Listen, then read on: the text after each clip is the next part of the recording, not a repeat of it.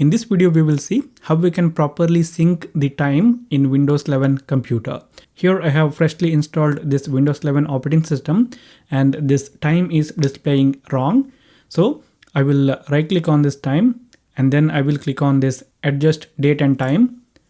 Now it will open up the settings window, and here if I click on this sync now option, it will display this loading cursor, and after some time it will display the message as time synchronization failed.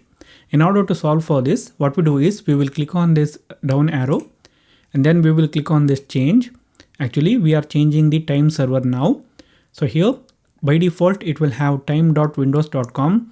I will change the server and I will change it to time.apple.com, and then I will click on this OK. And now you guys can see the sync is successful and the time has been updated. So now if I click on this sync now, it will immediately sync the time. If you guys have this problem, then you guys can try this. So this is it guys for this particular video. Thank you for watching and I'll see you later in the next one.